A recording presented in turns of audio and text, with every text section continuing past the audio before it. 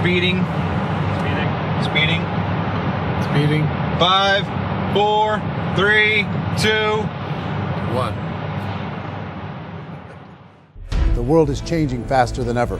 What used to take decades is now taking years or even months. What you see right now is the illusion that people have had for many decades about the workplace being this secure place to work the rest of your life. For the first time in the history of our nation, our children will not do as well as us. We've seen our friends get laid off. We've been laid off. We've had our pay cut. People are overworked and underpaid. They seem to have less time and less freedom.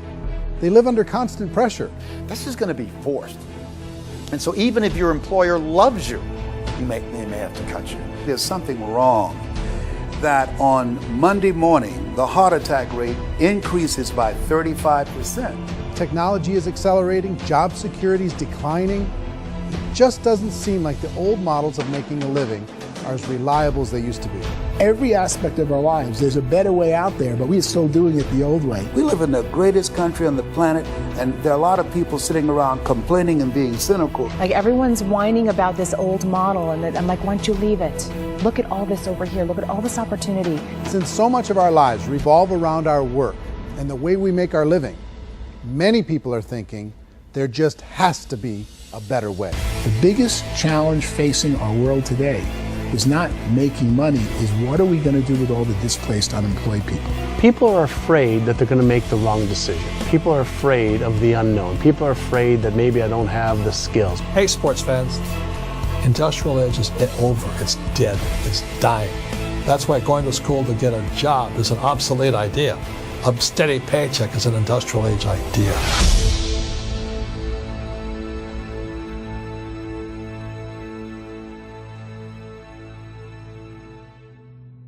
It's the search for answers that has brought us here together today.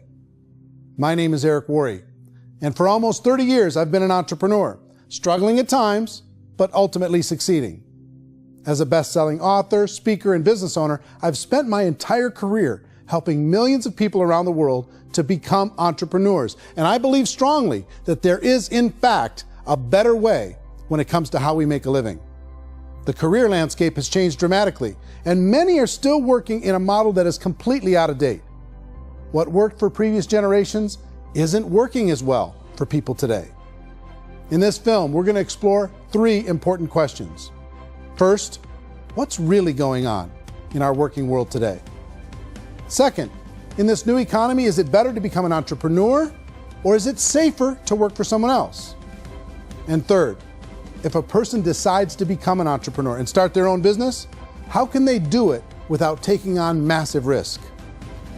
To help in this journey, I've brought together some of the greatest experts and thought leaders in the field of entrepreneurship to share the real facts with you. My intention is to give you new information that will allow you to make choices that are not limited by an old, outdated model.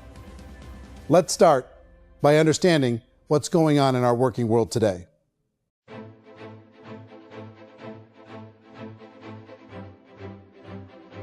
Let's look at unemployment. 30-40% of the people are honestly not working, but would be working. What our government does is if you haven't found a job in 6 months, we don't call you unemployed. We pretend you dropped out of the labor force. I've often said that unemployment, particularly structural unemployment, that's unemployment due to technological changes, is the first sign of economic growth. Think of it, 10 people live on an island. They go out every day and fish. One day, new technology shows up. A missionary brings them a net. Now, using the net, one pilots the boat, one throws the net. 2 fishermen can do all the work 10 used to. That's a 500% increase in productivity, 2 doing the work of 10, in one day. You don't have to learn a lot to learn how to throw a net instead of throw a fishing line. The island's got a big problem, 80% unemployment. But the island still has all the wealth of the fish because the 2 people produce as much fish as 10 did. Now, of course, looking back in history, these changes used to take thousands of years. And during that time, we went into farming and transportation. Some of us became doctors and some teachers and lawyers, and we developed all these new professions and new manufacturing jobs. Today, these changes are occurring literally in one day when a new technological advance occurs, and we don't have the social structures to deal with it or to retrain the unemployed people. So one of the things that I think is interesting as I travel across the country and really travel around the world is the way that we work and the way we get paid for work is changing pretty dramatically. On a global basis, everything is being turned upside down because of the rapidly advancing technologies. They are eliminating many jobs, and we have been left with many people not prepared for the jobs that exist. A lot of demand in public companies was to squeeze out all the fat and to get just as much margin as we possibly could, and fat equals humans. So this idea of job security in information age is so obsolete, but it's still taught inside our school system. And that's where the problem starts. There's no financial education in the school system, and people are still trained to be employees to work for that paycheck. This is a chart on the middle class. What's happening in the middle class, those that went to school, their incomes have been coming down for years. And parents still say to their kids, go to school, get a job. Now what happens to all those middle class people who are dropping off the ends of the chart? Well, they become what's called working poor. And this is what happens to working poor. But they say poverty is ending. Well, poverty may be ending, but working poverty is going up. And this is food stamp usage. So food stamp usage in America is going through the roof right now because people cannot earn what they call a living wage. Most people have experienced financial pressures that I think are probably greater than they have been in the past. If you're not working for yourself, then it's going to be a pretty hard road for a lot of people. Today, if you're going to control your future, the 40-40 plan is gone, where you can graduate from college and get a job and work for 40 hours a week for 40 years. That day is gone. So some of these charts actually tell you what's going on. And this is a really interesting one, you know. People are going back to school because if I go back to school, I'll get a nice job. But this is what's happening to, it's called Sallie Mae, which is the student loan guys. Student loan is going through the roof. It's now over $1 trillion, and student loan debt is worse than credit card debt. So when people stopped using credit card, the government got people into student loan debt. And the problem with student loan debt is you can never be forgiven. See, with credit card debt, you can declare bankruptcy and then all's forgiven. But student loan debt, you can declare bankruptcy, you still owe it. It's the worst of all debt. But this is the next picture. Look at this chart here. This is what's happening to wages of college graduates. It's going down. So you go to college, you rack up all this debt, but you earn less money. Now, that's not that intelligent. Average person who's been working a lifetime in America today is ending their lifetime at 65 with about $41,000 in assets. They earned just enough to survive. I think in the United States we have something like 17 trillion in debt. That's just the federal government debt. We got another 2 in municipal and in other, let's call it almost 20 trillion government. We've got 40 trillion in private debt. That comes up to close to 60 trillion. When you then add something we never had before, what you were talking about, when we look at the unfunded portion of Social Security and primarily Medicare, Medicaid, that at the most conservative estimates from outside firms, Kleiner Perkins, 67 trillion and growing. That's more than all our other debt. There's less conservative estimates that say it's 84 trillion or higher. I added up conservatively $127 trillion in total debt. Debt is a financial drug. When you take it to excess, it's like taking a drug. Yeah, it makes you feel better, it enhances your performance, but at a huge cost, eventually it kills you. And so that's what happens. We keep doing more and more debt, and you get less and less results, just like a drug, until the debt gets so high that it crushes the whole system. That's where we're at, 8.2 times GDP. You know who I feel sorry for? I feel sorry for the person who dreads going to work, who is sick to their stomach on Monday morning, who hates their alarm clock, who gets a little glimmer of hope on a Wednesday because it's hump day and says, thank God it's Friday. And they live for those 2 days a week where they get to be themselves and they don't have to be around people they don't like, and they don't have to play the political game in the office, and they don't have to live this half life.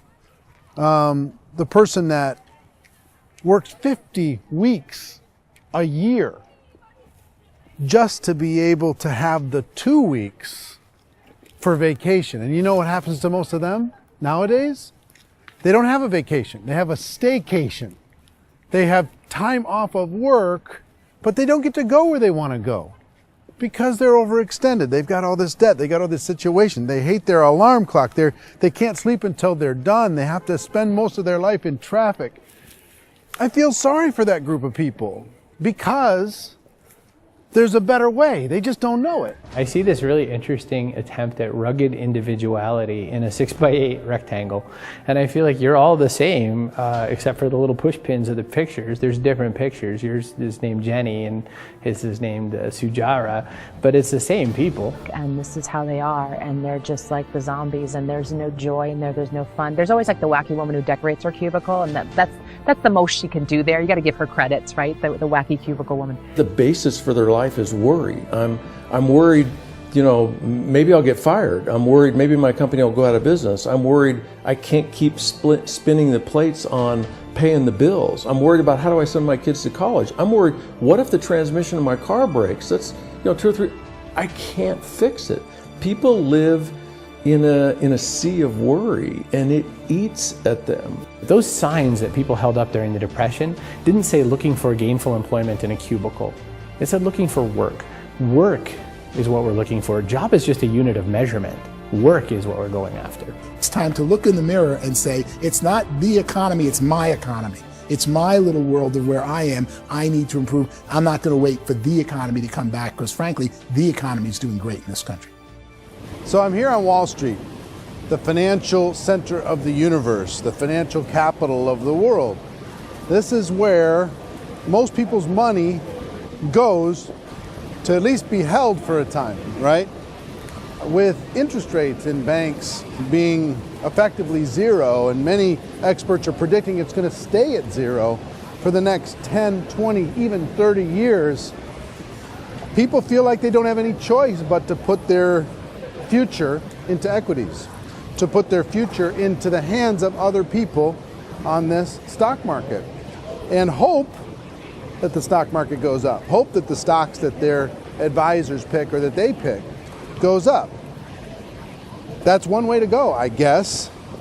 It's my personal belief that if you put your future into the hands of yourself, in other words, you have earning power by yourself, I think you're a better investment than these guys. I think you controlling your future is a better option than handing over your retirement to these guys. The average household income in the United States is approximately $50,000 a year, what they call the middle class. To reach the top 25% of income earners, you need to earn at least $90,000 a year. To reach the top 10% would be a household income of $140,000, the top 5%, $190,000, and to be in the top 1%, you'd need a combined household income of at least $380,000 a year. So here's the question. What do you think would give you the best chance to move up and get to the top 10%, the top 5%, the top 1% or beyond? In my opinion, and in the opinion of many, many experts, the answer is to become an entrepreneur, to become your own boss. I think you have to be a business owner. I can't, the only time I ever say to someone it'd be great to be an employee is when they've already told me they've surrendered. I only tell people who are wounded spiritually that they should be an employee. And it's that feeling that you get when you pick up the backpack off the little Cub Scout and say, "Don't worry, little guy, we'll get you back to the camp." You know, it is in no way a kindness when I tell someone they'd be a great employee. The other status symbol really increasingly is lifestyle. I mean, people can own their own business, maybe even work out of their house. That, I tell you, people admire that. Like, gosh, I wish I could do that. The spirit of the entrepreneur is to be a risk taker and to be resourceful and unstoppable and to have a vision of yourself beyond where you are and not willing to settle for life as it is. Think about the great entrepreneurs. They're visionary. They have heart. They're willing to do today what others won't so they can do tomorrow what others can't. Personally, I don't think of the new economy, the old economy. I create my own economy. The entrepreneur's in control. I decide what the economy is going to be like. In the world of entrepreneurship, there are no limits. you can make as much as you want, depending on how much you want to work and how smart you are and how great a team you put together. There's no more lifetime rewarding business than being an entrepreneur. Why in America, where anyone could be anything, would people want to give up their freedom and become effectively a modern-day slave, told shut up and be here every morning at 7:30, leave at 5:30, and do what I tell you? If people decide to become an entrepreneur and work for themselves, they have some traditional options, but they're riskier than you might think. Any kind of a retail business, retail build-outs, is extremely expensive. Even just these small little yogurt stores where they're putting little yogurt machines and you get all the different flavors, you're spending $200,000, $300,000, $400,000 to open a yogurt shop. I would love to buy a Dunkin' Donuts, but it's $500,000 or so to start. I don't quite have that just-in-case money. Risk you can lose it all, and most guys do 2 or 3 times, and even big guys like Branson, because I'm such a fan of his, half his companies don't work. If you make $1 million, your problems are going to go. If you make $1 billion, your problems are really going to go. Just the opposite. You and I know when you're making $1 million, you got $1 million responsibilities. You make $1 billion, you got 1,000 times $1 million responsibilities. And most people say, I'd love to be my own boss. 70% of Americans would love to be their own boss, according to recent polls. But they don't know how to get there. Because what are you going to do? One, you could buy an existing business. If somebody's selling an existing business, you have to ask why. Usually because it's probably hard. It's probably not making as much money as they hope. 2, they could buy a franchise. A little less risk, proven system, but it's expensive to be able to do that. 3, they could start something from scratch. And that's where a lot of people feel like, I don't have the chops to do it. I don't have the money. I don't have the product idea. I don't have the expertise. I don't have whatever it's going to take to be able to get there, and I can't risk my family to do it. So, 4th, they could become an investor. A lot of people in this town invest to try and figure out a way, but you got to be pretty smart with that game too, right? Venture capitalists, who are the very best and most sophisticated in investing in new breakthrough businesses, make it on 1 out of 11. That means 10 out of 11 are mediocre or fail. Most of them fail. That's the risk there. An angel investor is lucky to get 1 out of 15 or 20. A business is a team sport. Like, I have to have accountants, I have to have engineers, I have to have system designers, I have to have sales, marketing, I have to have accounting, I have to have mission statements, I have to have legal and all that. The average Joe Schmo, even me, I go out there, I don't have the skills to put a business together. I think the bottom line for the 4 traditional options is they take money, sometimes a lot of it. They take expertise, and they take time.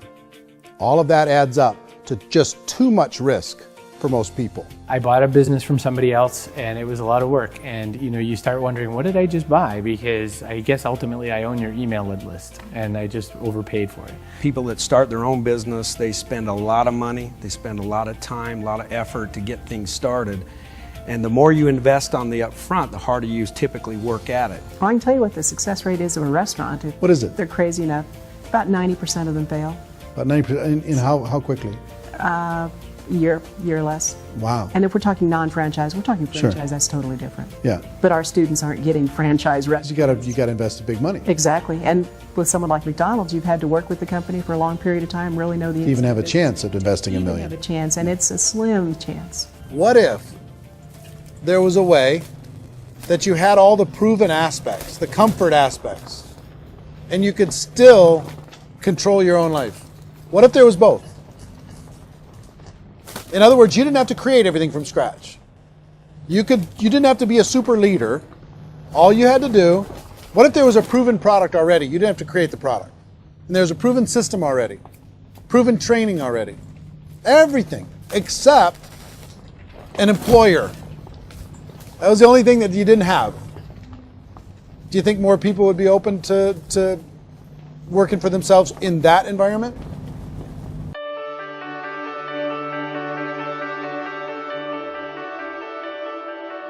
In our search for a better way to make a living, we've come to the conclusion that becoming an entrepreneur is actually safer than being an employee. And through our look at the entrepreneurial options, one particular path kept coming up from expert after expert. And I think most people will find it surprising because it's certainly a non-traditional business model. That model is for people to start their own business and become an entrepreneur through the creation of a network marketing business. Some people call it direct selling because the product is being sold directly from the manufacturer to the end consumer, cutting out the middlemen. Other people call it multi-level marketing, or MLM, because there are multiple levels of commissions paid.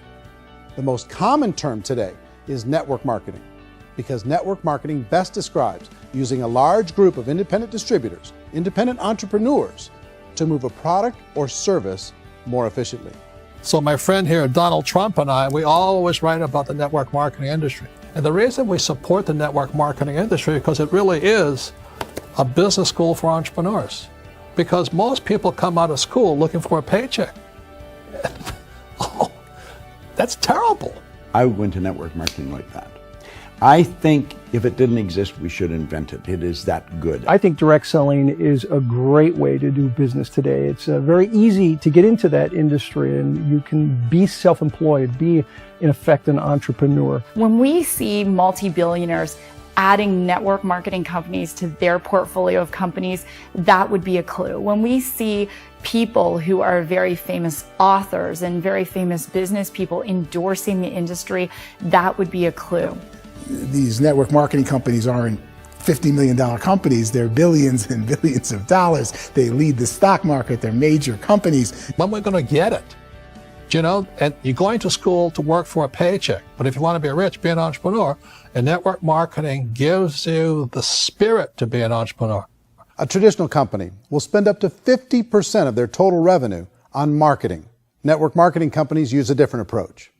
Instead of having all that extensive marketing expense, they utilize a network of independent distributors to do the marketing for them. Now, why do they do this?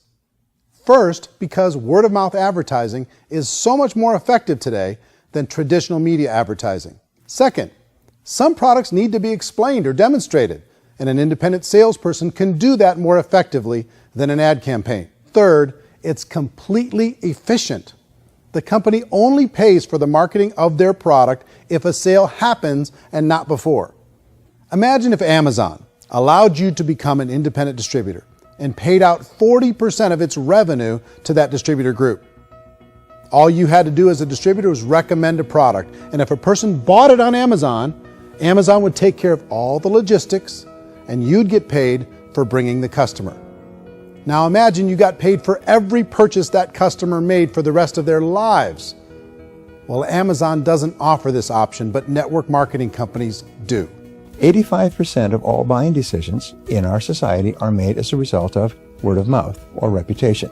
We're recommending things to each other all the time. You know, who's your dentist? Who's your doctor? Who's your lawyer? What detergent, are you using? What legal system are you using? What product are you using? We're talking to each other about the things that we love anyway. When you go into a big box retailer, you're lucky if the clerk looks you in the eye, much less gives you any detailed or accurate information about what you're purchasing. So of course, this personal information, this education coming from a friend, a neighbor, a relative, or even a stranger, but one who has experience with the product is extraordinarily valuable. As a matter of fact, network marketing can educate consumers probably better than any other form of marketing. It certainly can do better than advertising, because advertising usually has a certain hype to it, and you can only get limited information. So, network marketing trumps advertising. If you were a typical sales company and you wanted to sell $1 million a month worth of product, you might go find 100 superstar salespeople. The quota would be $10,000 a month. So network marketing as a distribution system just flips the numbers. So we use 10,000 happy, raving fans of a particular product, and we don't concern ourselves so much with how much product each one of them individually sells. If they sell just $100 or $200 a month, and there's 10,000 of them, you're selling $1 million to $2 million a month worth of product. And that's the best way I can explain how network marketing works. This is the marketing arm of the company. There's not money being wasted on bricks and mortar. There's not money being wasted on inventory that's sitting stagnant somewhere. There's not of employees standing around that don't have customers. These are people that are going to connect with customers. These companies allow people to become independent distributors for extremely low cost and with no minimum time or sales quota. Essentially, they own their own business and can provide as much or as little sales as they choose. In other words, the distributor gets all the benefits of traditional business ownership without the risk. The advantage of network marketing is the ease of entry, the low risk, and the low startup cost, because almost everything else has very high risk. You can get in for a minimal investment. You're buying into a system that's already been proven, products or services that have been proven to work. The keys to network marketing is providing an opportunity for the masses to get involved, providing an opportunity for the average person who doesn't have the resources to start their own business. All of this so far is fairly straightforward, but network marketing offers another benefit, and it's this benefit that makes it so interesting for entrepreneurs. Network marketing allows a distributor to build their own network of other distributors and then compensates them on the sales created by that entire group. Direct selling is, at its base, very simple. It's the sale of a product or service to an individual on a face-to-face, one-on-one basis, just the way we're talking right now.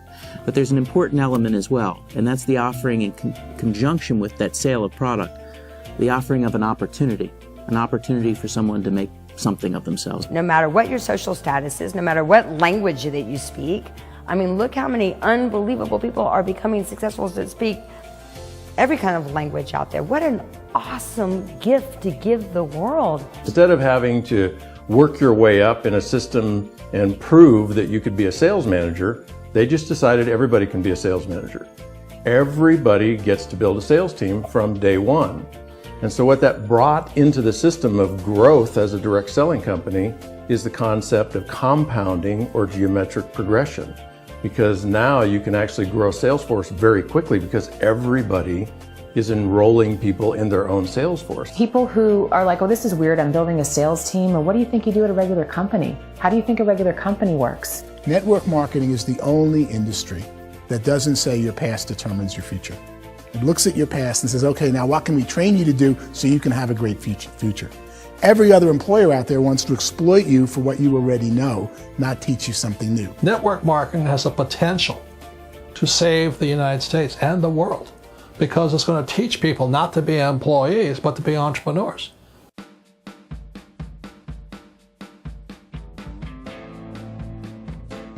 According to the Direct Selling Association, if you add up all the network marketing companies around the world, they combine to do over $178 billion a year in retail sales. To give you an idea of how big that really is, the NFL, the National Football League, does approximately $9 billion a year.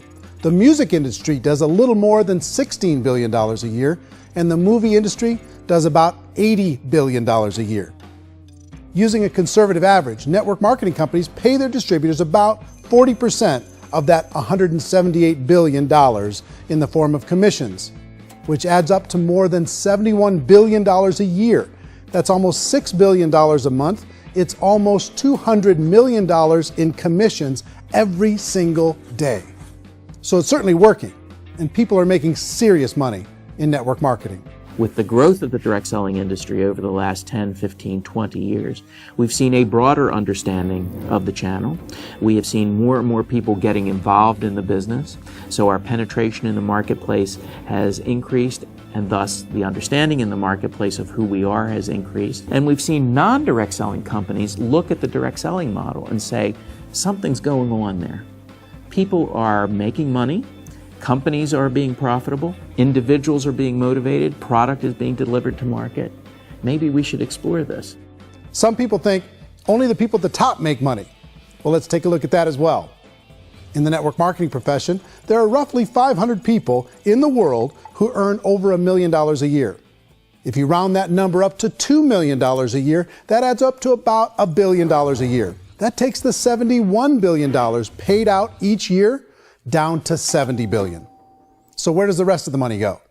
The vast majority goes to part-time people making anywhere from a few $100s a month to many thousands of dollars a month. It goes to people who choose to make it a full-time career move and earning even more than that. Every day, people are using the money they earn through network marketing to pay off debt, have more fun, and improve the quality of their lives. Everyone I know in network marketing has been doing that since the 50s. They go to work when they want to go to work. They stop working when they want to take time with their children to have a leisurely breakfast and discuss issues and driving to school. They go back to work when they get home, wherever they're working out of. The biggest thing that I've seen is people that have become much happier in their life. MLM has probably made more millionaires of more people in more countries, and I've spoken to them in 67 countries, than any other single form of business, starting from nothing. If they have a choice between working a job for the next 10 years or working a network marketing business for the next 10 years, the result of working the network marketing business will be better. A lot of people within the industry go on and make this a career and do extremely well at it. Network marketing has been nothing but good for everyone I know that's been involved with it because they did it seriously and they played full out and they've been very successful. It's been a constant barrage of success stories and people showing off stuff that they got as a result of it. How many people are involved? Approximately 16 million Americans and 96 million people around the world are currently participating in network marketing. And in a recent poll, 82% of those people report a good, very good, or excellent experience with network marketing. So people are happy.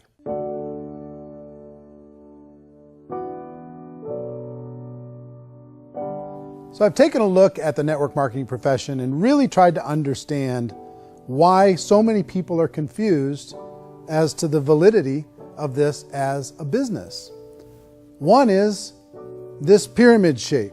People get really messed up with this pyramid. Oh, it's one of those pyramid things. So I just think there are a lot of haters out there who really don't understand the industry and say, oh, it's a get-rich-quick scheme. It's a pyramid.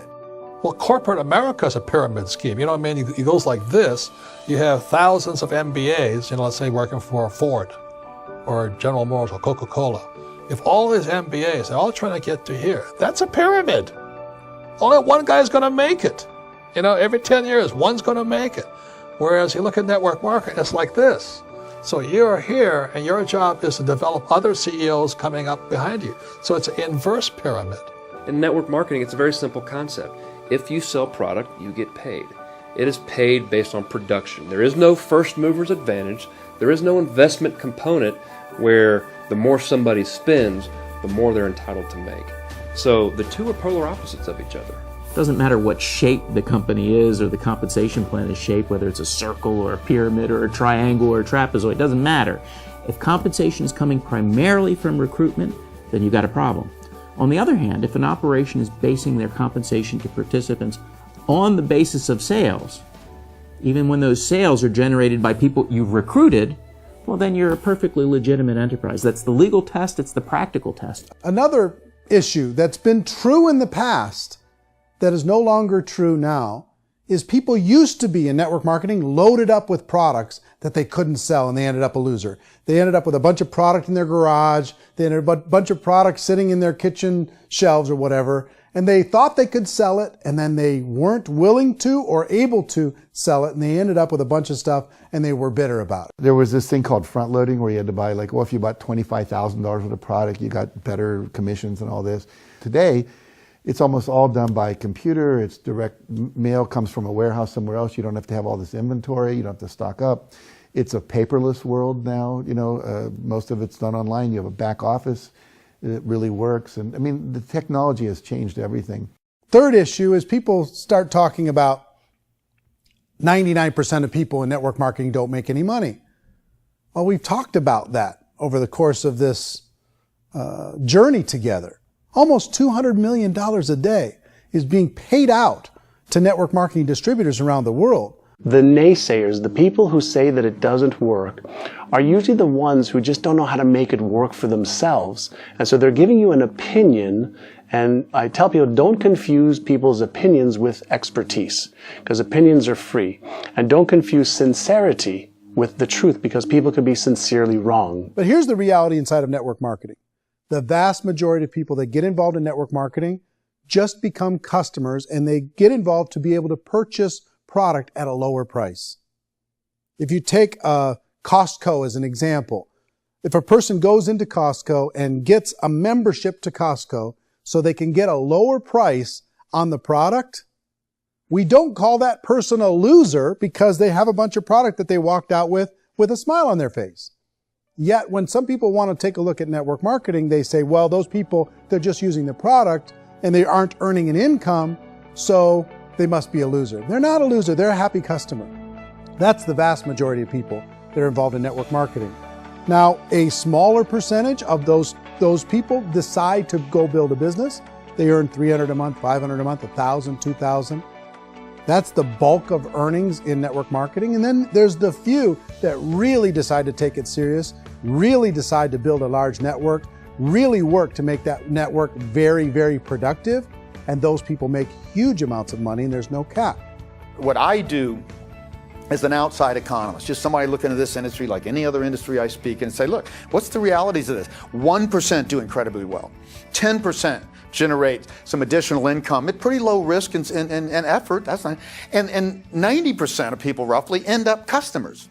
One thing that I think is real when it comes to people's perceptions about network marketing is people put this, and distributors, I think, involved in network marketing have some responsibility for this. They have sometimes unrealistic claims about the product or about the income. Most people who become distributors, they want the money, they want to be successful, but they don't have the skills. They don't know what to do. And when people don't know what to do and they're in a new business, they're scared. And when they're scared, they panic and desperation kind of sets in. So they think everyone they talk to has to get in. So if I talk to you and you say, well, no, I don't have time to do that, they're like, no, I need you. You have to do this or I won't be successful. So I start clawing on you. I start that desperation. So then I start making claims about the product, which are not appropriate, probably not even true. Or I start saying, let me show you how you can make all this money and you don't have to do anything, Eric. And so you just totally misrepresent the opportunity and you're clingy with people because you think you need everybody to be successful.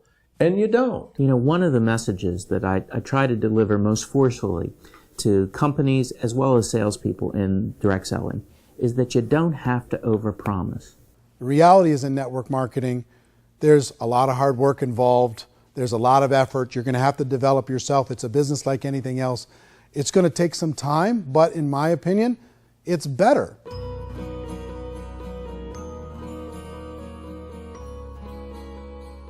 It's light years better for people starting today than it was even 5 years ago. I think it's more widely accepted now and people understand it is a business. It is being an entrepreneur. It is being a business owner. Our belief system is based upon our evaluation of something.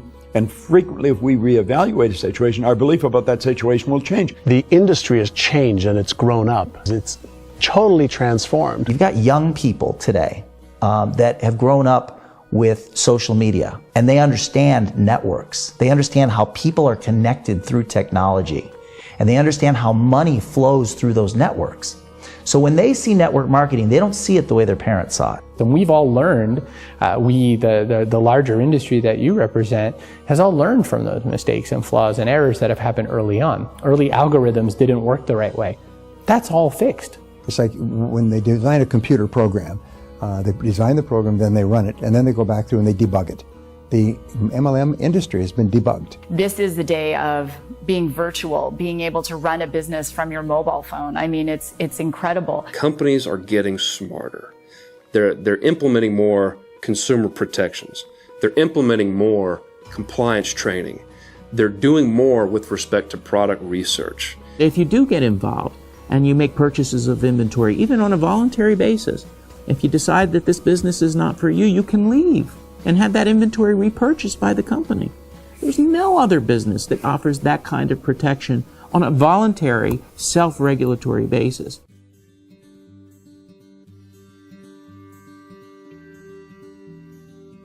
If you decide to look further into a network marketing business in order to generate more cash flow for your family, I would recommend reviewing the following 4 elements. First is the product or service. And on the product or service, I would ask 5 important questions. 1, do you like it? Is it something you would feel comfortable sharing with others? 2, is there a recognized need in the marketplace? It's hard to create a need if one isn't naturally there. 3rd, does the product meet that need? Does it solve a legitimate problem for consumers? And 4th, Is it priced to sell? Can it compete in the marketplace? And fifth, is it priced for profit? Is there enough margin for the company and the distributor to be able to generate income for the long term? If you can answer the questions on the product to your satisfaction, the next element to consider is the company itself. Is it well run? Do you believe in the founders or the management team? Do you feel they have what it takes to go all the way? See, it doesn't matter how good the product is if the management can't take care of the company. Good management can change with the times. They can handle adversity. They can make good decisions. Make sure you choose a company that can serve you for a long time. The third element to consider is the compensation plan. And with that, there are 3 important things to look at. First, a brand new person needs to be able to generate some money fairly quickly. It may be an obvious reason, but you can probably imagine the ripple effect of a distributor getting involved and having even a small victory fast. That can only help with the overall success of the organization. Second, a person should be able to develop a moderate part-time income in a reasonable period of time. As they develop their network and as their sales grow, they should be able to enjoy more benefits. And third, for the people who are really serious, for those who decide to really go pro in the network marketing profession, there should be the possibility to make a serious full-time income if they work hard and are committed to developing their skills. If you're comfortable with the product, the company, and the compensation plan, the last thing you should look at is the support that will be made available to you. Does the company have a website? Does it have a solid online reporting tool? Do they have comprehensive training available? Do they host events to help you build your business? If you decide to do this, what kind of a support system can you plug into? Choosing a network marketing company is a personal decision. But evaluating the 4 elements of product, company, compensation plan, and support is a great place to start. Is the company promising that you're going to get rich quick or that you can make a lot of money without a lot of effort? That's a red flag. Is there a product that you really believe in that you think can be sold? Or are you being told by salespeople or the person who's trying to recruit you or by the company itself that don't worry about the product, all you have to do is recruit other people into the business? Red flag, warning sign. If you're hearing that, take a second or even a third look. Get to know the customers, the products, the business, have some success, and see where the opportunities might take you to move up in the organization. You want to find out how concerned are they about my education, my training, and my development? Is there a space for me to grow? Most important question. Learn everything that you can about the product. Make sure it's something that you believe in, and learn everything you can about the industry and work that system. You have to be very passionate about whatever that company is doing. I would get involved. You can always test drive anything, the product, the service, the community, and then lean into it a bit. If it feels good, then lean into it a lot. Behind me is the Lincoln Memorial. And this is a place where Martin Luther King Jr. had his famous I Have a Dream speech. And at that speech, he talked about his dream for equality for everyone around the world, and that's a noble dream. But I think more people need to remember what it was like when they were kids and the dream was still alive in them. Before it got beaten out of them by reality, by this paycheck, by these responsibilities, and by having to live for this job to pay the bills. I think people need to remember that, go back to that. Once they know that there's a better way, I think their future is going to be much brighter. They can live a better life.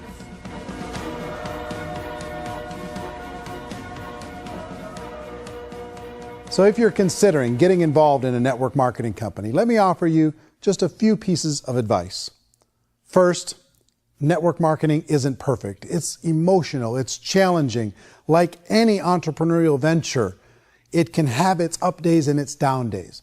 But if you have an entrepreneurial bone in your body, it's just better. Second, if you're going to do it, decide to be professional. Decide to go pro. It's better to do that than just be this amateur sticking your toe in the water. Third, as any professional, you're going to have to learn some new skills. And I promise you, inside of the network marketing profession, they're not too difficult to learn. Fourth, like anything worthwhile, it's going to take some time. Don't expect that you're going to get to the finish line right out of the gate. And fifth, it's worth it. It's worth it to be able to take charge of your life again. It's worth it to be able to control your own financial situation. It's worth it for the people you're going to be able to spend time with. It's worth it for the things you're going to be able to see and the experiences you're going to be able to experience.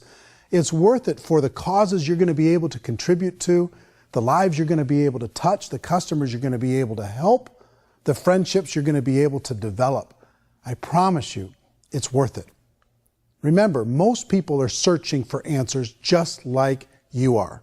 But I do have to tell you the catch to network marketing. If there is a catch, if you want to understand this from an emotional point of view, people say, well, it sounds too good to be true. It's not, it's hard work. But here's the catch.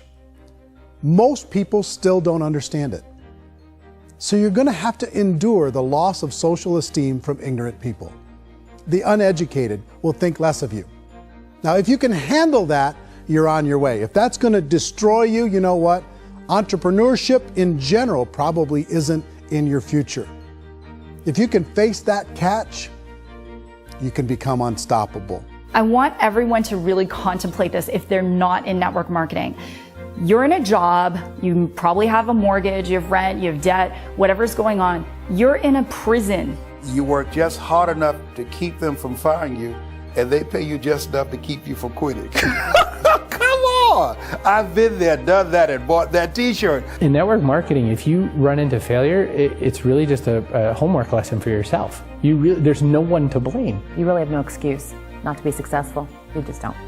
People don't want to hear that, but there's so much available to you. If you want to be a good network marketer, be a student to the people above you, be a fellow traveler to the people on the same level, and be a teacher to those below, and know when it's appropriate to do which. People who are not afraid of asking people to buy things, or not afraid of persuading people with a chance they may say no, these people own the future. Nothing happens until something moves. So you got to go move, you got to go do something, or nothing's going to change in your life. In the beginning, you're going to do a lot of things that you don't get paid for. But as you go down the road, you get paid for a lot of things that you don't do. And your job is rehabilitate the spirit, the entrepreneur spirit in all of us. You get it back. Either give it a strong yes or a strong no, but no wishy-washy, dilly-dally stuff in the middle. There's dreams and there are nightmares, but I believe that the biggest nightmare of all is when you don't pursue your dream. You're going to see some monumental growth in this profession. It's an exciting, exciting time to be involved with the network marketing profession. The next 10 years, I see just exponential growth. When that tipping point comes, it's not a matter of asking somebody, have you ever heard about network marketing? You're really asking them, which company are you building your wealth in? We are here to fix the world, to improve relationships with other people, to improve other lives. And the real reward comes as an entrepreneur in any level from teaching somebody something and watching them soar. There is no greater reward.